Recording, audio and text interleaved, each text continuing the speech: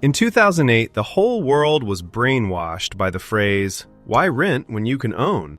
In 2026, that question has completely flipped. Why own when you can rent? If you think the 2008 crisis is over, then look at your bank account right now, because history is about to give us the same old test again. 1. The century's deception, when cheap money became poison. In the 2000s, the global economy was like a free buffet that everyone wanted to crowd into. After the dot-com bust and global turmoil, central banks decided to inject steroids into the economy, slashing interest rates to rock-bottom levels, making borrowing as dirt cheap as buying a bunch of greens at the farmer's market. And when interest rates were low, bank deposits suddenly, quote, lost their appeal. Leaving money idle was like leaving an ice cube out in the sun. It didn't disappear immediately, but it, quote, evaporated little by little. So money was forced out into the market to seek higher returns. And this is when recklessness reigned supreme. Suddenly, the king of sports was no longer football, but buying homes. Imagine a guy named David, a part-time pizza delivery driver whose monthly salary barely covered groceries. Yet he walked into a bank and was approved for a $500,000 house. You'd ask, what was the collateral? The answer lay in a financial weapon that sounds chilling. Ninja loans. No income, no job, no assets, still no problem at all. But cheap money was only the fuel. What turned it into a blazing bubble was leverage.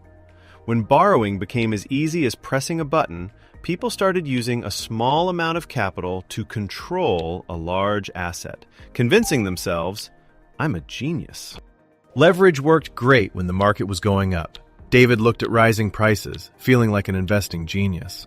But this type of genius had a fatal flaw. If home prices dropped even a little, the thin equity evaporated first, and default came very quickly. In that euphoria, home ownership was no longer just a place to live, but a symbol of success. Advertisements, TV pundits, neighbors, all echoed in unison. Why rent when you can own? The crowd caught herd mentality, believing that home prices only go up, never down. And so millions signed their financial death warrants with adjustable rate mortgages they didn't fully understand. 2. The collapse mechanism.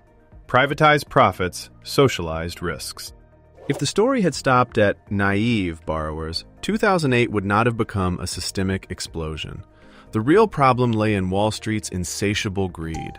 Banks didn't hold on to those risky loans. Instead, they packaged them into slick investment products and sold them to the world with the label absolute safety. This is when securitization took the stage, bundling thousands of loans like David's, turning ugly debt into a premium product. The argument sounded very logical. One person can default, but thousands can't default at once, right? But they were wrong. When the bubble burst, that chopped-up mess poisoned the entire system. And to sell that toxic stew to discerning investors, a seal of approval was needed, a credit rating. In 2008, many risky debt packages were stamped with an AAA rating, leading investors to trust the wrong people, pouring their retirement savings into what they thought was an ironclad investment. When it unraveled, the investors lost their money, while the rating agencies said, those were just opinions. But there was something even crueler than a AAA label: liquidity. Under normal circumstances, you thought selling a house or stocks was as easy as pie. But during the crisis, the market froze. Buyers disappeared, and assets that looked substantial couldn't even buy you dinner. It was then that people understood. Being rich on paper and being rich in cash are two different worlds. When the bomb exploded, the real estate market crashed, and millions lost their homes and retirement funds. But the biggest psychological blow was the ending. While ordinary citizens lost everything, the big banks, the architects of the disaster, were bailed out with taxpayer money. When banks win, executives buy yachts. When banks lose, society pays the bill. That is, privatized profits, socialized risks, a form of moral hazard that makes the perpetrators feel less pain than those who suffer the consequences. Not a single major bank CEO went to jail.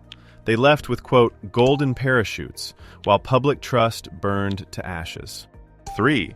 A look at 2026. Will history repeat itself? Many say 2026 will be different because regulations are tighter and there are no more rampant ninja loans. But let me tell you, greed and fear don't disappear. They just change from old wine to new bottles.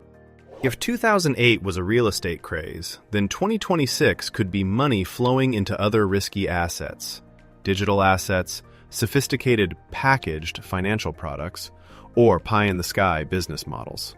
The scary part is that leverage now doesn't require a bank teller. It's in click-to-borrow apps, making the line between investing and gambling as thin as paper. And when what you hold is an asset that can fluctuate by the minute, liquidity can also disappear in an instant. Your account may look big, but hitting sell brings an error or finds no buyers. What's more, today's credit rating may no longer be an agency with a stamp of approval, but rather financial influencers, blue check marks, or recommendation algorithms. If you blindly trust prepackaged credibility without doing your own due diligence, you are reenacting the old AAA scenario. The only difference is the stage has shifted from Wall Street to your newsfeed. And then a social paradox emerges. After 2008, a generation grew up fearing a 30-year mortgage. They saw home prices rising faster than incomes, so they changed their mantra to, "Why own when you can rent?" The flexibility is real, but the trap of owning nothing is also real. Inflation makes you constantly chase rising prices, while those holding real assets tend to get richer faster. History doesn't repeat exactly, but it always has chillingly similar melodies. 4. Behavioral psychology. Don't let the illusion of being a genius kill your wallet. The biggest lesson from 2008 wasn't just financial, but about, quote, human psychology. We tend to believe the latest news. If it's green today, we think it'll be green tomorrow. Seeing a neighbor brag about profits, our brain releases chemicals that make us impatient, and herd mentality pulls us in right when the market peaks. Many young people are criticized as lazy for not working hard to buy a home like previous generations.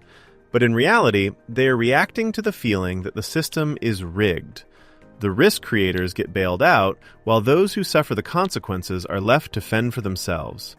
That anger can easily push them into another trap, recouping losses through speculative investments in things they don't understand.